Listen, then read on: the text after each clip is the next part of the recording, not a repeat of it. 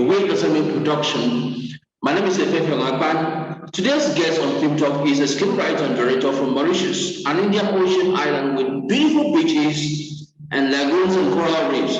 You should then understand why Film Lab is glad to have Jon Rabaud.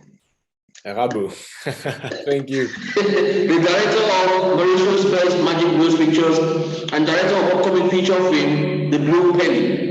Jon studied filmmaking in Canada and made his first short film after having completed the course. Jon Rabaud understands emotions management to keep his film audiences glued to their screens. Really, one of the many skills he has honed over the years as a screenwriter and director. It is one great skill he has used to earn the right of place for his country, Mauritius, on the world's creative map. There's no doubt Jon will prove just that in the course of 60 minutes, as usual, on Film Talk. So welcome to Film Talk, Jon Rabaud. Thank you. Thank you. Please, let's focus on your directorial experience to analyze the nuances of filmmaking, indeed with the movies you've made over the years. What is your mission as a filmmaker as your movies interpret and communicate their directorial or creative vision? So for me, first of all, thank you for having me on Film Talk. I'm very happy to be here. So as a filmmaker, I like to tell stories that are, I would say, character driven. You know, plot is very important, of course, but for me, character is as important and sometimes even more important than plot. So for me, the character is the best way to reach my audience. You know, when I make a movie, my goal, if you want, is to make a movie that people can watch, you know, more than once. So, and for me, one of the way to do that is through characters, having interesting characters, apart from interesting stories. So characters is really the main thing, you know. Okay. Now, how do you clarify your audio and visual vision to crew and crews in terms of sound images, music, video sound effects, and video effects? Well, you know, for various, you know, aspects of filmmaking, various departments, for me, what's the most important is that you can speak the same language. You know, when you're working with your actors, when you're working with your technical crew. So for me, it's important for a filmmaker to, I would say, to know all the departments, you know, even if you have the opportunity to work sometimes in those different departments, at least once, you know, it's important. So you can understand what are their needs from you, the director, you know. So I would say sometimes same for actors, you know, it's important. I mean, you can hear it very often that we always say that it's important for a director who wants to direct actors to at least be an actor at least once, you know, to understand how it feels to be in front of the camera, to be able to speak the same language with the actor. So and sometimes even if you cannot, you know, you don't have the opportunity to work in the departments, various departments, at least you can document yourself, you know, what does the sound guy do, makeup, etc. Or sometimes what I like to do is to document myself on the various departments by doing research, you know, watching interviews of technicians talking about their job, their craft. Same for actors. And from there, you get a peek into their world, you know. So when you as director, you work with them, you can speak the same language. And sometimes it's also, you know, it helps you avoid problems on set from early on. You know, sometimes it can even have an influence on your writing. For example, I remember once I was shooting a scene, and for many reasons, I have been able to see the location only the day before the shooting, you know. So I went there, and it was a scene, normally it's at a car dealer, where two characters are looking to buy a car, and they're walking and looking at the car and chatting, you know, before choosing one. And so when I went to the location, the first thing that I've noticed that really struck me was that the ground was made of gravel. So that immediately I knew it would be a sound problem, because if you cannot have, it's impossible to get a clean sound if you have characters walking on gravel and talking.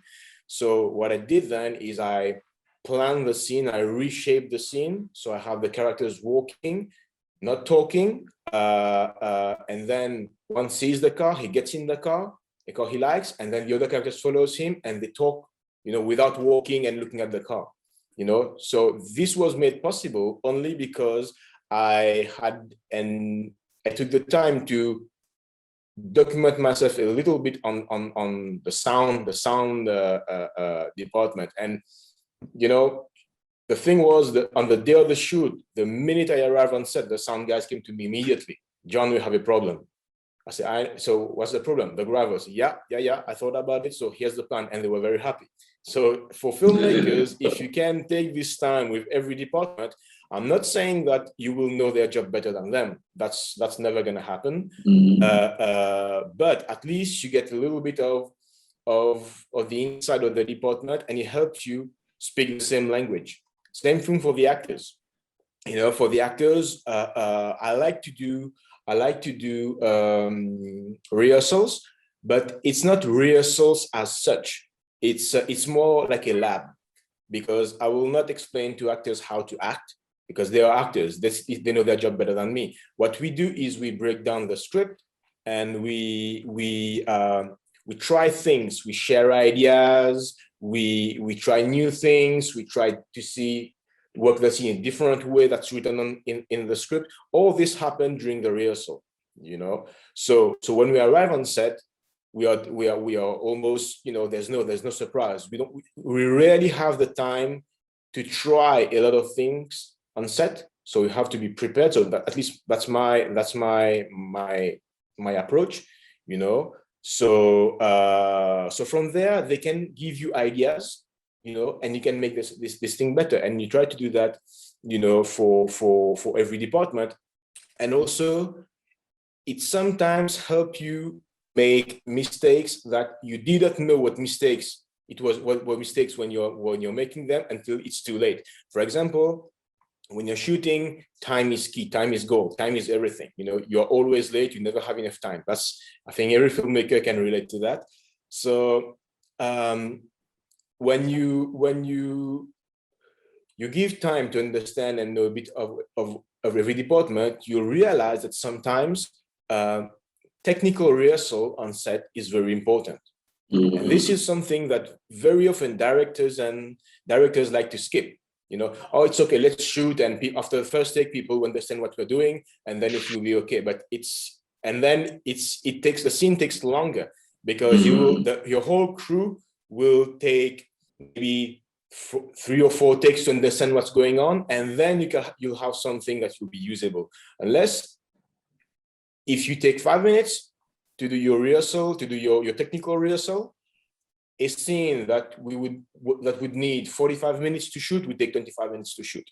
So all this starts by learning and documenting yourself about various departments. What are their needs? What are their concerns? So your work with them becomes easier. And sometimes it can also I would say help you, not help you, but you can take this into consideration with your writing, So when you know what can be a technical problem, when you write your scene, you can avoid this problem, because, in terms of sound, in terms of light, in terms of, whatever, wardrobe, you can avoid this thing from the script. So then when the time comes to start prep or to start shooting, you don't have to rethink the scene in 30 minutes, because we'll have a big technical problem when we'll shoot, because the script, it's on paper, but when you shoot, you didn't think about the technical problems that might occur. So you have to figure out a way to change this on the set. Whereas if you know a bit of the work of every department, you already know during the writing what can become a problem, and it will help the whole thing become better. I was going to ask you how you adapt yourself to other screenwriters' scripts, but you've already explained that you have to be into it. And since you're a writer, there's no need asking you. I was going to ask, how do you adapt to other screenwriters' work? But I would also think that if a scriptwriter is not as familiar as you are to the departments you've mentioned, you might have to, as a director, have some challenges interpreting another person's script. I don't know if that applies. Sorry, say again. I didn't understand the last part. Say again.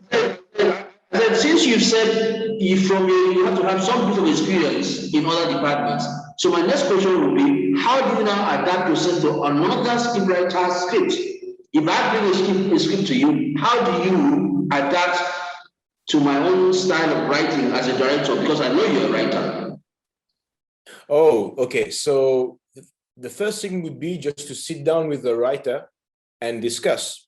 So I have directed a script only one time. It happened that I directed a script that I haven't written. Only one time, So what we do normally is I get the script, I do my homework as director, and then we sit down with the writer. Sometimes we can even have a small meeting before. Before I even start working on it. I read it, then I sit down with the writer, and we share the thoughts. We share our thoughts. For example, in this scene, I saw this. I was, this. We discuss the characters, the motivation, the story in itself. And then the writer share sometimes.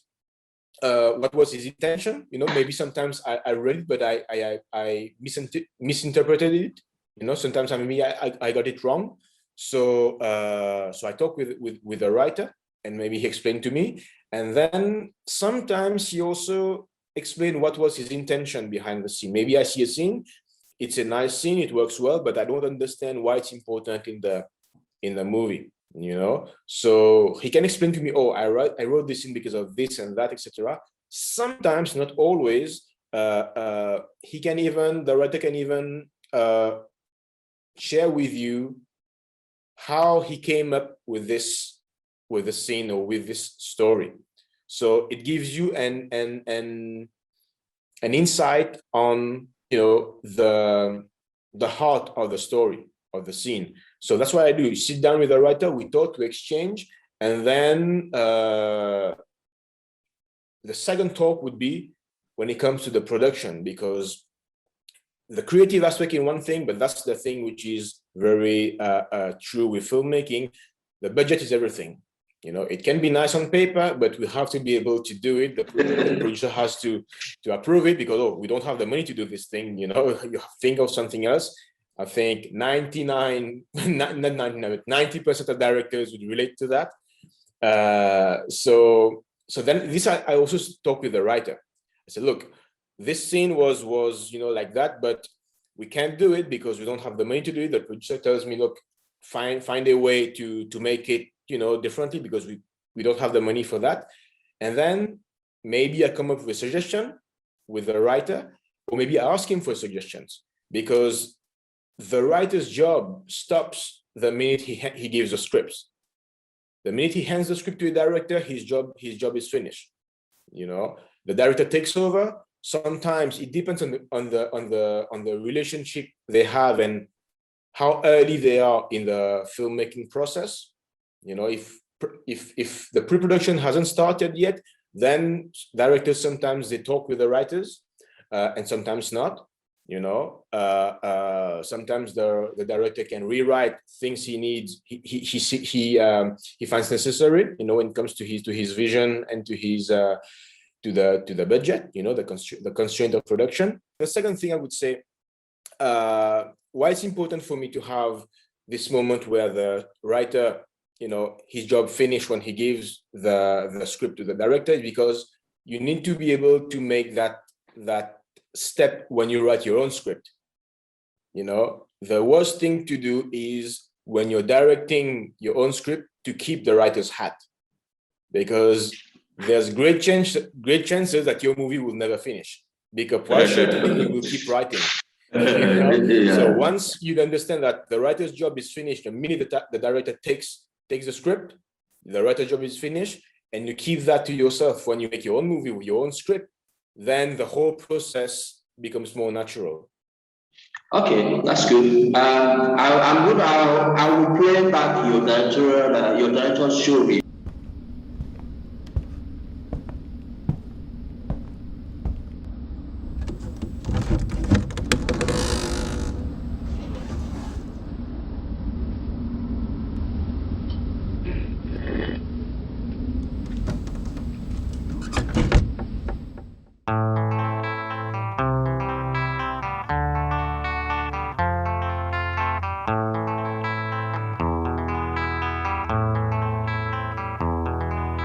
There is a house in New Orleans they call the rising sun,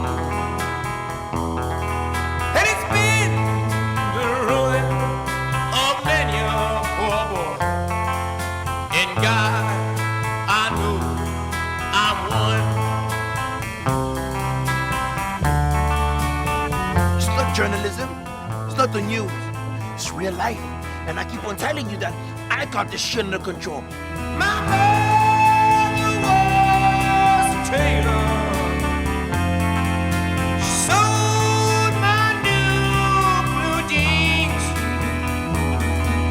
My father was a gambling man down in New Orleans.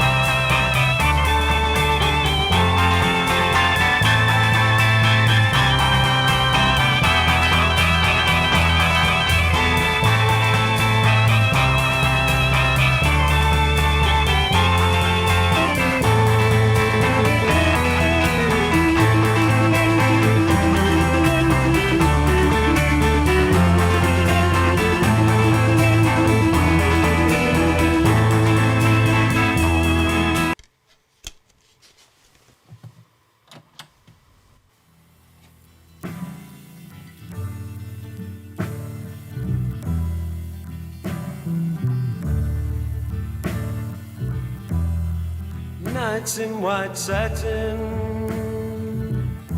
never reaching the end. Letters I've written, never meaning to send. Beauty I'd always missed with these eyes before. Just what the truth is, I can't say anymore, 'cause I love you. Yes, I love you. Oh, I love you.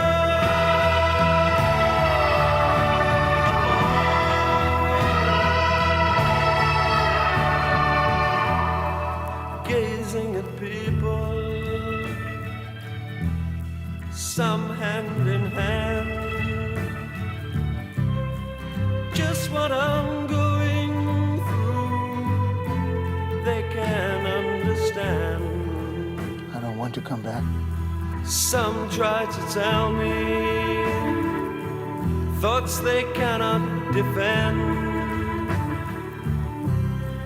Just what you want to be, you will be in the end. And I love you. Yes, I love you. Oh, I love you. Oh,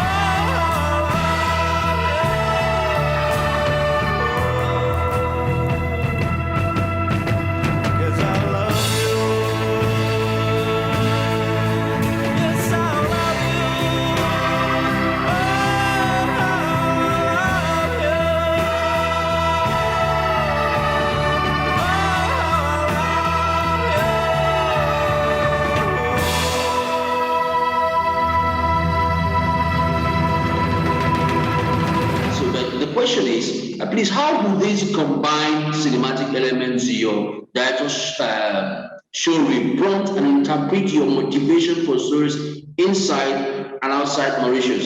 There are different filmmaking atmospheres in different countries. But when I watch your show reel, I saw a lot of interesting things in terms of light and darkness, in terms of the superstition when I saw the snake, domestic violence, drug abuse, murder, narcotics processing, blah, blah, blah, all kinds of things I saw in how do these elements really tell what you've done in Mauritius? Okay, you can see in the show reel that most of the scenes you can get the feeling that it's, as I said before, it's character driven. It's always about characters. Because for me there are three fundamental types of story. The very basic. So there is man versus man, man versus nature, and man versus himself. So when I work on a story, I'm not saying that it has to be in one of those categories or it can mix up, but it's good to know what you're dealing with. So those different elements that you saw in the show reel are related to those different characters. Very often it can be man versus man. You have situation where it's man versus nature, and not forgetting that you can have man versus himself as well. I saw man versus himself with a drug.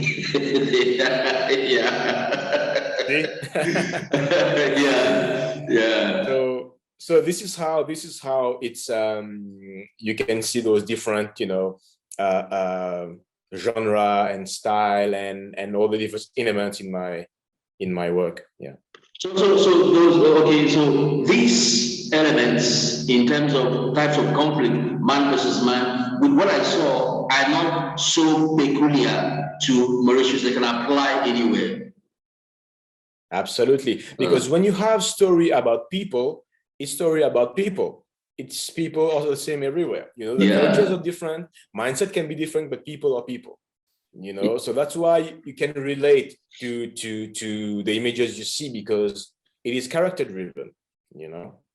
Thank you. Well, I'm still talking to the brilliant screenwriter and director Jon Rabaud, all the way from Mauritius, talking to me in Lagos, an Indian Ocean island close to East Africa. So next question will be, what guarantees should a director have in mind when embarking and finally playing projects on screen? What can you guarantee that you get what you want? You mean for embarking on the project? Yes. So what I would say is the first thing would be, will the project get made? Because I remember even when I was following my courses, my teacher told me that, keep in mind that 95% of stories that are written are never made. This is how hard it is to make a movie. I understand. So when it comes to if you're writing your own project or you're approached by a producer or a writer with a project, I mean, the first thing you would look for is, can this thing get made? Because more often than not, you can be on a project that take years to make. So it depends on the people you're working with. So that will be the first thing. Can it be made? The second thing I would say is there's not much more to say, because as a director, it's hard enough to be hired as director. You cannot be too picky, So when you have the opportunity to be hired as director to work on a film, on a series, on anything, you got to grab that opportunity. Now, I'm not saying that you should say yes to everything. When it comes to your artistic ambition, I would say, to your creative, ambition, I would say, when it comes to feature films, as a director, you can say yes to commercials, to corporate videos, to music videos, to a lot of, those type of projects. But when it comes to your artistic ambition, because making a feature film, for example, working on a series, it's a long process. You cannot do that in 2 weeks. It takes months and months and months. So the first thing I would say is, are you connecting to the material? The story you're reading, are you relating to it, or does it feel, is there a distance between what you're reading and yourself? Are you connecting to the story? Are you connecting with the characters? Do you understand these characters? Because bear in mind that if you say yes, at some point you're going to have actors coming to you and asking questions about those characters. So if you don't understand those characters, then you have a problem. So, and then you need also to see if you understand the universe of the story. If you're making a genre film, if you're looking at a particular period, if it's a period piece, if the writer or the show creator has specific, I would say, sensibilities when it comes to the film that he would like you to translate on screen, and also what's very important is do you care about these characters? Because if you don't care about about the characters in the story, the audience will not care, and then you will not have a good movie because you won't be in it. And I can also say, which is simple, that sometimes you can forget about such a question: do you like it? Do you like this project? Do you like this story? Do you like these characters? Because you have to keep in mind that you'll be taking,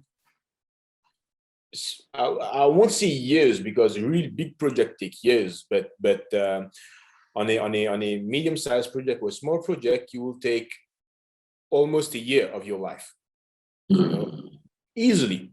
Even if you're making a small budget film, with a very small budget or no budget, it's 1 year of your life, easily. From the script to the film on screen, it's easily 1 year of your life. So are you connecting to the material? Do you like it? Are you willing to spend this time, this amount of time of your time on this project? So this would be for me the guarantees, because, for example, I mentioned before that I've worked only as director on one project, which I didn't write. I was given the scripts. These were the questions I asked myself, before saying yes. So there you go. I'm sorry, I have to take you back a little bit to the issue of lighting. How does color and lighting determine genre? What's the difference? I mean, if you just talk about understanding this film, does color and lighting and every other thing, other elements, influence definition of a film, a movie genre? I mean, absolutely. It's so important. I'm trying to think of, there's a saying by a French filmmaker,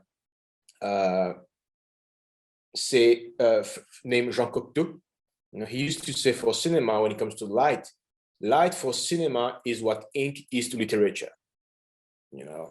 So the light and the colors are what you paint your story with. This is how you tell your story. So, for example, for light and color are narrative tools. It's not only because you're making a film in color or in black and white that you have to be standard. Okay, so black and white, so you have better contrast, you have this and that. You won't see the colors, obviously. And if you're making color, you should put as much color as possible on screen. And try to get, fancy light, and it's not really like that. It's a narrative tool. The same way you give consideration to dialogues of what your characters say, you should give the same consideration to light and color. For example, let's say you have a character. Color and light, the first thing they do is they create a feeling for the audience. So understanding that can help you tell your story sometimes without dialogue. For example, if I show a character in silhouette, which means you don't see the face, just see the shape of the character. You might even not see the color of the clothes, you just see the shape. This creates a reaction for the audience.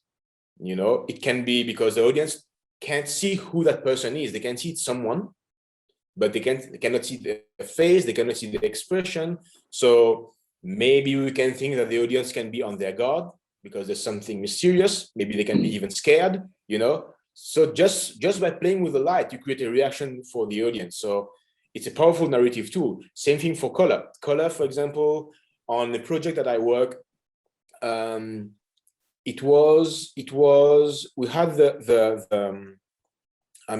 had as director, it was mentioned to me that the project was a tribute to the 70s, to the disco era of the 70s. But it is not, the story doesn't take place in the 70s. The story takes place now, but only it's a tribute to the 70s era, the disco era. So since we cannot have characters walking in disco clothes in the script, we have to find something else to give that feeling. And the first thing was color, Then of course you can have music, you can have a lot of things, but the first thing to start with is color. What are the colors that were common and in that era, and what are the colors that people instinctively associate to that era? So we work on the color palette, for example, for the 70s, we can obviously think of the orange, or the browns, or the yellows, things like that, to help us translate that era on screen, even though it does not take place in the 70s.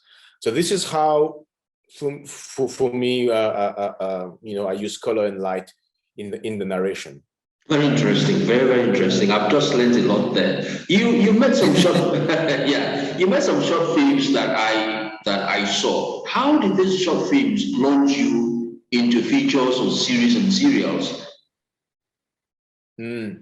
So short films are, for me, are vital for a filmmaker, because short films give you the space and the time to learn your craft. Because filmmaking is not like for anything, you're not born with it. You have to learn the craft, you have to learn the technique, because sometimes filmmakers think that because they have a team of creative people around them and technicians, they don't need to learn the craft that much. Oh, it's okay, I have a DP, he will figure out where to put the camera, or the actor knows his craft, so he's gonna act well and he's gonna be okay, etc., etc. So sometimes, and I saw that on shooting, sometimes they don't feel the need to learn the craft. They want to go fast. Okay, I make 2 short films and then let me try to make my short film, my feature film. Sorry. So for me, short films important for filmmakers to make as many short films as they can, before embarking on bigger projects, because this is where you learn your craft. I remember, for me, I had a rule when I made, I think, 8 short films, and I worked on a lot of short films for friends, in Mauritius, outside of Mauritius. And the first thing is short films is you don't have a lot of, I would say, pressure, because the bigger the project is, the bigger the pressure is, because there's more money. It's not your money, it's someone else's money, and you're responsible for that. So the bigger the project is, the more pressure you have. So when you make short films, if you're lucky enough to have a budget, that's fine. But very often people make short films when they can, with what they have, with their friends, with the equipment they have, etc., etc.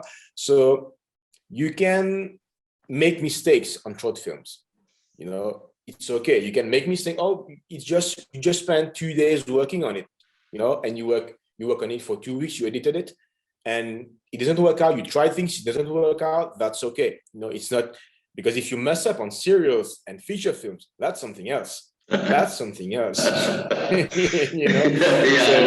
films allow you to try things. Yeah. For example, I had on the short films I made, I had a rule for myself, which I have to try something new every time I make another short film. You know, this was a way for me to learn the craft.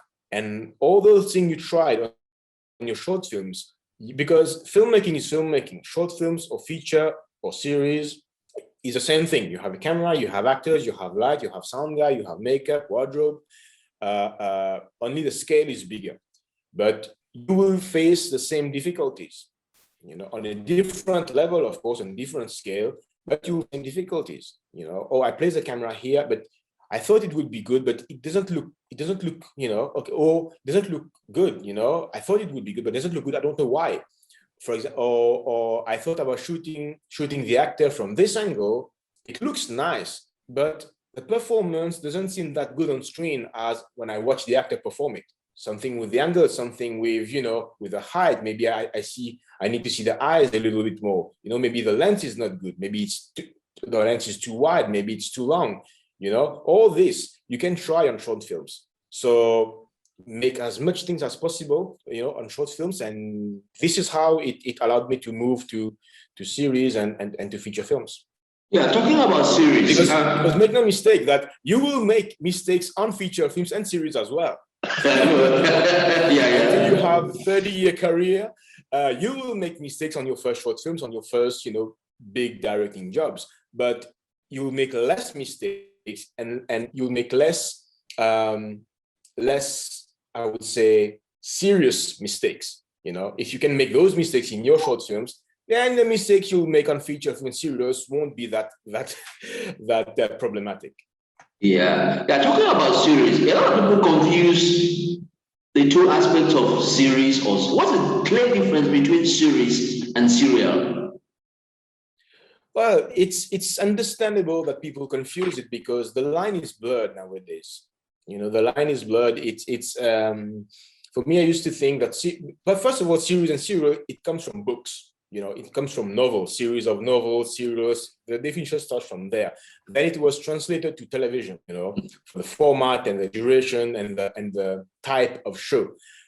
So nowadays, series and serials, it's all called series. You know, even though in some years ago there used to be difference, but basically a series would be a story with various episodes where each episode stands alone. Which means you can watch it without needing to watch the previous episode to understand what's going on. That's a series. For a serial, it's, for example, Friends is a series. The TV show Friends, you can watch any episode. There's one story in that episode alone. You know, you don't need to watch what came before to understand what's going on. You know, another show is Man in the Box. I hope I'm right. Man in the Box. Okay. Yeah. Now, for example, for the serial, the easiest thing would be to think of soap operas. Okay. You know, soap operas like The Bold and the Beautiful. You know, the old soap operas that we all saw. That's why they have recap in the beginning of the episode, because to understand what's going on, to understand the stakes of the story, you need to have seen the previous one. You cannot start the show in the beginning. You cannot miss the first 10 episodes and then start the series and try to understand what's going on. You will miss a lot of things. So that's a serial, basically. But now series and serial, it's all blurred, because in series, even if the episode stands alone, you have a story arc. You have a story arc that covers the whole show, you know, which is the background story, kind of the main story, even though the story of the episode stands by itself. You know, it's kind of mixed. That's why people tend to confuse it. There's also a third category, you know, when it comes to series. That's the anthology series. The anthology series is when you have a series with various episodes. Each episode have its own characters, its own universe, and its own style. Like Black Mirror. Black Mirror is an anthology series. You can pick any of the episodes. It doesn't have anything to do with the other episodes. One episode, you have one story with one characters taking place somewhere in a certain style, And the second episode, you have something completely different, new actors, new types of story, new atmosphere, and everything. That's an anthology series. So what is the most important thing that links the anthology series?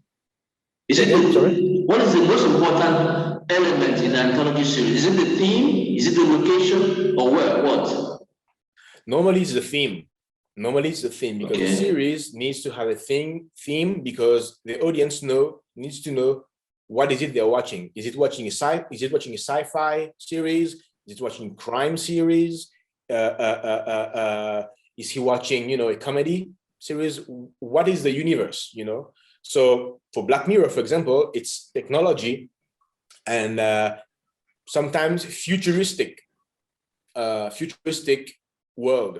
So not so far, in the future, sometimes very close to us, because you can have story taking place in an environment which look just like now, and you can have an episode where it's completely futuristic location. Sometimes it's on another planet, sometimes it's in a spaceship, you can have those different aspects. So that's the theme of the show.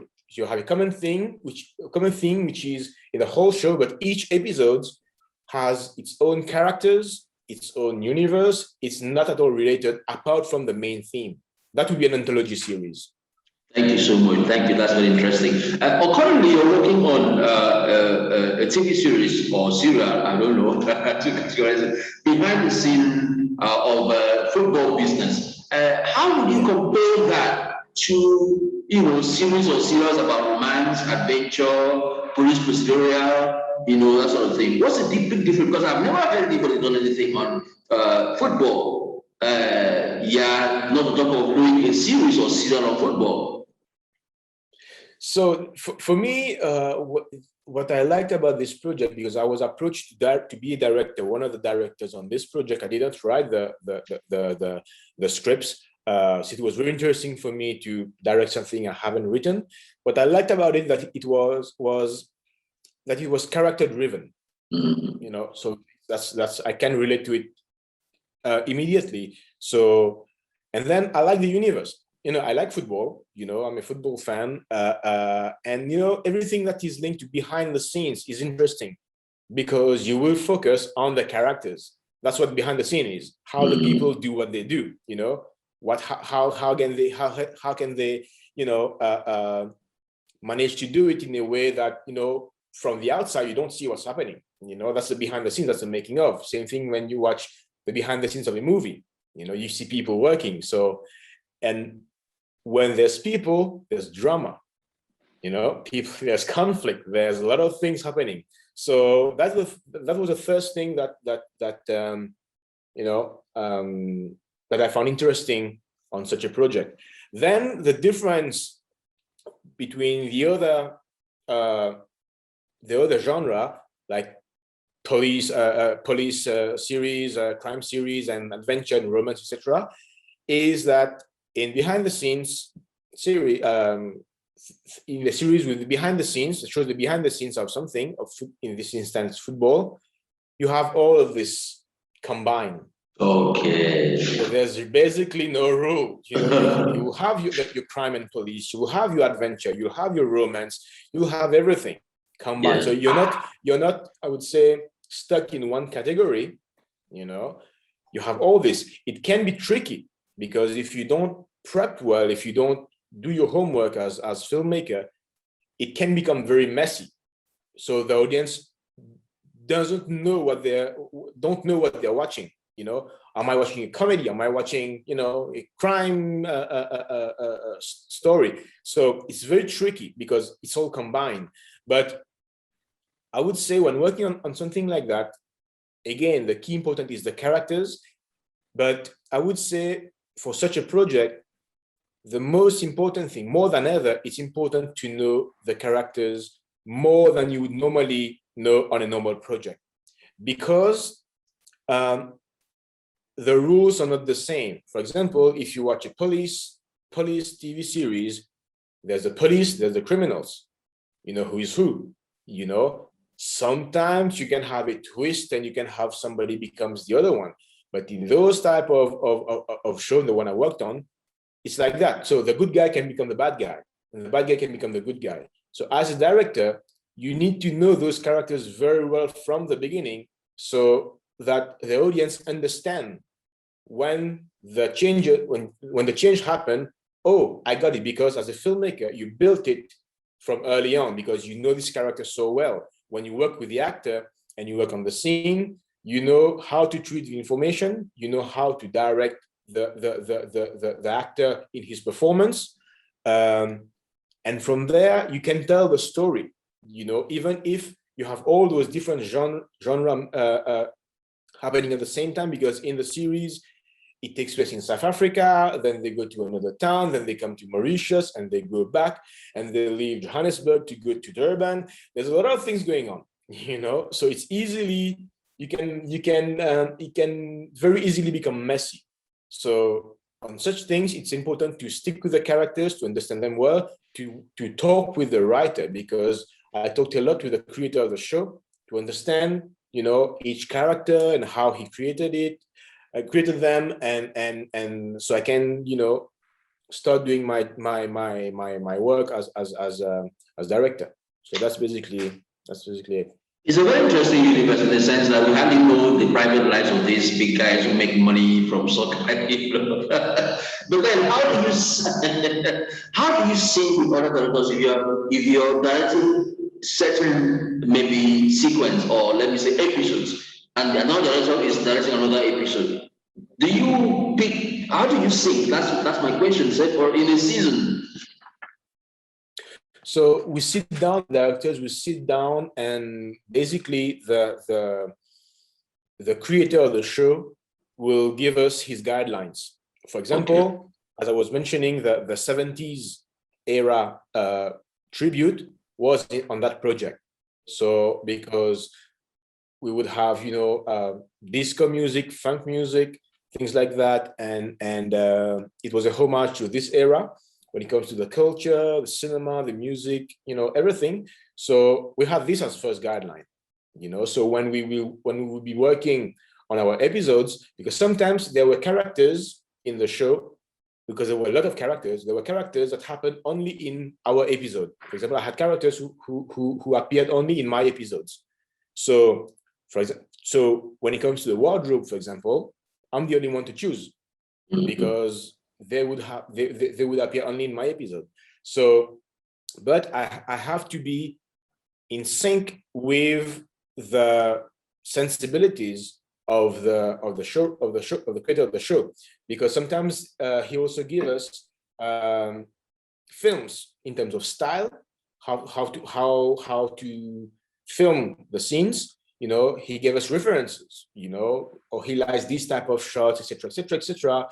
We're giving us the liberty, while at the same time giving us liberties, to do our own thing. He will not tell us where to put the camera, but he just gives us an insight in his mind, so that we are coherent. So this is how we sync. And then, it also depends on how much freedom you have. So there are shows where you cannot move 1 inch from the vision, the guidelines, the vision, and some shows prefers you say, bring your own thing, bring your sensibility, bring your style, try to stick to the main vision, but feel free to give it, because they find it it enriches the show, it brings different colors, etc., etc. For example, for me, there were 2 episodes that took place in Mauritius, and the producers in the show, and I said, John, this takes place in Mauritius. It's your country. You live here. You work here.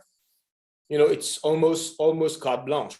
You pick the location, you pick everything, because we want to have this Mauritian feel in the show. That's why we have episodes that take place in Mauritius.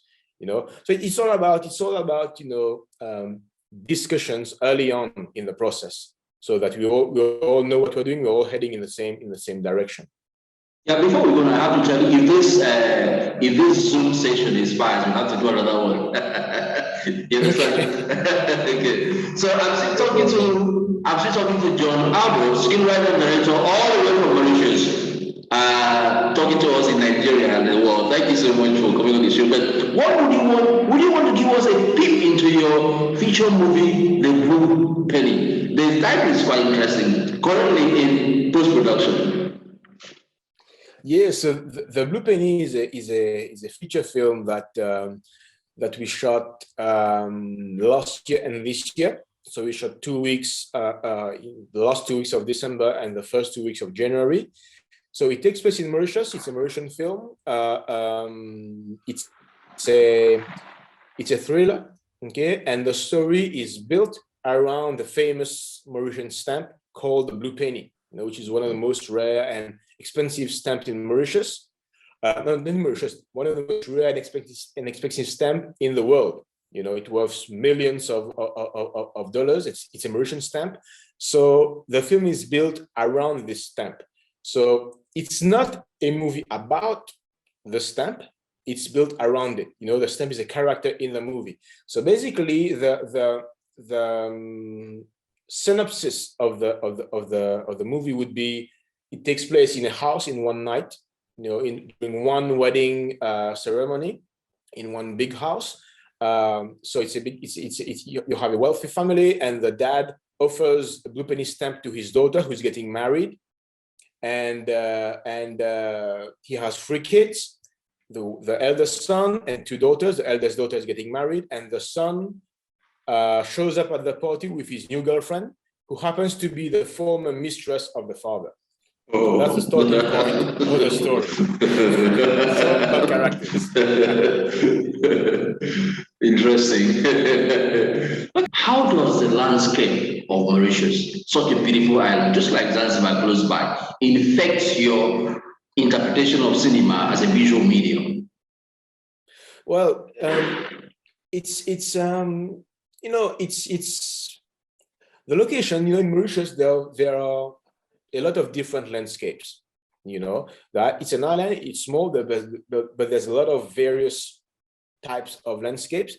And very often, it happened to me that I'm driving and somewhere around the island, and something just, catch my attention when I'm going somewhere.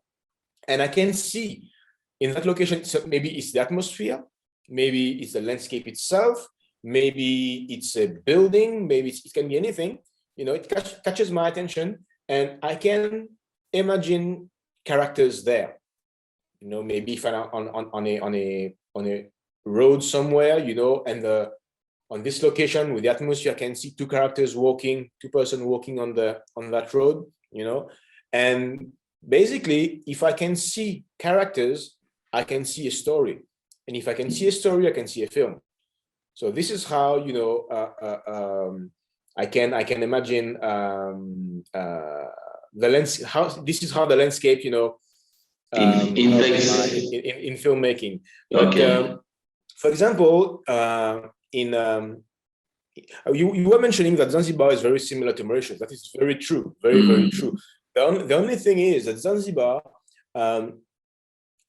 is able to preserve more of their historic locations as compared to Mauritius, which is very sad, because in Mauritius, a lot of historic, not I would say not big historic buildings. Sometimes old houses, old areas who are there for 80 years are disappearing because it's getting modernized and it's slowly disappearing. This is different to Zanzibar. Zanzibar, they still preserve some of their main locations. For example, the film festival, the Zanzibar Film Festival, take place in an old fort, and it's amazing. You have the theater there. You have the architecture is amazing. So but when it comes to Mauritius, we still have those old historic location, but it's slowly disappearing. For Blue Penny, for example, it takes place in a big house. And that house is called Eureka House. It's a Mauritian landmark. If you Google Mauritius you will see that house. It will pop up. Because it's one of the famous sites in Mauritius. And it's an old house which was built in 1836 or something. And it's still here. And we use that house for the movie. You know, they were kind enough to help us by allowing us to shoot in the house. So we used that, and what I mentioned earlier with the landscapes, how I can see characters, the exact same thing happened with the Blue Penny. When I started to have ideas about the story, started to write down, you know, ideas of characters, of story, where it could go. The next question, which was the first question that I asked myself, is where does it take place? Mm-hmm. Where does the story take place? Okay, it takes place in a house. What house? Is it a big house? Is it a small house? Is it a specific house? If yes, what is that house? So quite early on, I knew that, you know, the house would be Eureka. You know, I had to keep fingers crossed that they accept, you know, to let us shoot in the house. But this was a starting point. You know, I knew that there was this house. The stories would be taking place there. So from early on, when I was writing with that house in mind. Same thing for the actors.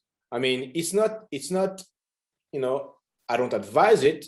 You know, some directors do it, some writer directors do it, but in Blue Penny, the characters were written for the actors, because I have worked with all of them. Yeah, most of them, I would say. I know them very well. I know how they act. I know their talent, and it helped me write the characters very quickly, you know, and very easily, because I know the actors. I wrote the characters for the actors, just like I wrote the story for the house. So that's how the landscape, you know, storytelling. I would say, I only hope the use of that as Eureka will make a statement, an advocacy for the Mauritian people to preserve their history. Because a lot of times, yeah, when filmmakers make films, I love filmmakers who want to make films and advocate for certain things. I hope the film will advocate for the preservation of your heritage, you know. I mean, I hope so. That's one of the main ambition of the movie. You know, there's a lot of ambitions behind this project. We can talk about it, but there's a lot of ambition. One of these is about the preservation of historical, you know, sites, and also to encourage Mauritians to learn more about our own history, because in the movie there are two Mauritian cultural elements. There's the first thing is the Blue Penny, the stamp. A lot of Mauritians don't know that one of the most rare and expensive stamp in the world is the Mauritian stamp.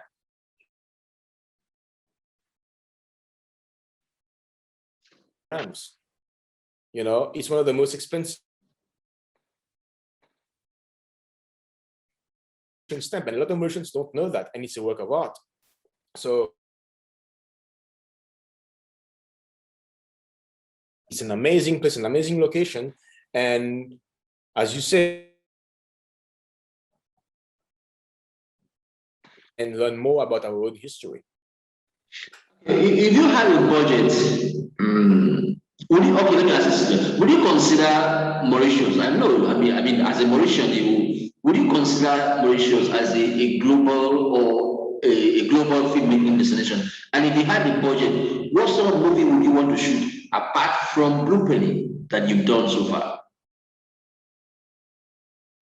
So Mauritius as a filmmaking destination, definitely yes. The reason is it's not only a wish from my part, it's something that has been true for the last 5 years. We work on a lot of films in Mauritius for a couple of years. We shot a big American film which has a $25 million budget.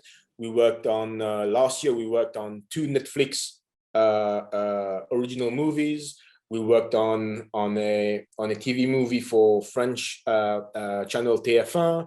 There was a lot of series that were shot in Mauritius from Europe, from South Africa, from you name it. Indian movies equally, Bollywood come to shoot in Mauritius. There's a lot of things, and the reason being is the landscapes, gives you don't go far. You don't have to change countries to find another landscape in Mauritius, and also the film industry here is relatively new as compared to most countries. We've been making films for 15, I would say 15 years, but it went up to a whole new level in the last 5-6 years, I would say, because we've been getting bigger films to come to shoot here, and there's now more Mauritian crew on the island, people learning the craft. Sometimes they want to study abroad and come back and work on films here. Sometimes they start working on films here and decide to make it their career. And on each film they learn the craft and they move up the ranks. So that's how we were able to make Blue Penny, because we got everything we need. We have the material, we have the people, we have the actors, we have the vision, we have everything. So there's a lot of opportunities to tell stories in Mauritius, because not only because the project we shot from foreign countries, some of them were stories that were taking place in Mauritius, and some stories were not in Mauritius, were taking place in another country that we recreated here. This also we can do, because this is part of the film industry. If you come to Mauritius, you can show it as Mauritius. That's good for tourism, that's everything. But it's not the only rule. You can also, recreate things here, because no matter what you do, it will still put the country forward. People know that Star Wars was shot, in desert in Tunisia, or that Game of Thrones was shot, in I think it's Iceland, in Malta, in Spain. It will put your country forward no matter what.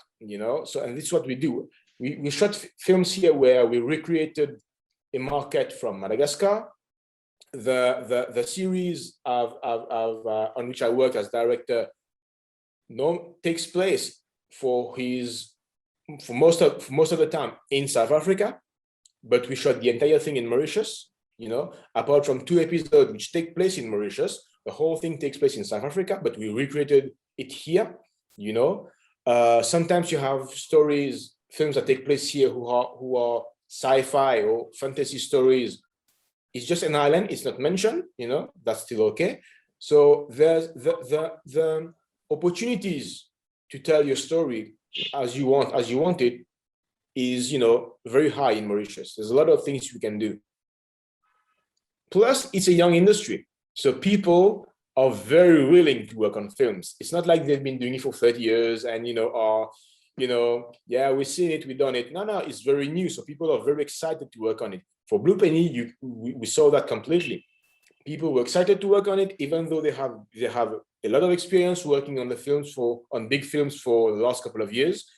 People were excited, because you can try things that you haven't tried before, because it's a young industry. So that energy on a project is very important. I would be right to say in the next 20 years, they will say Jon Rabaud, one of the icons of the Mauritian film industry.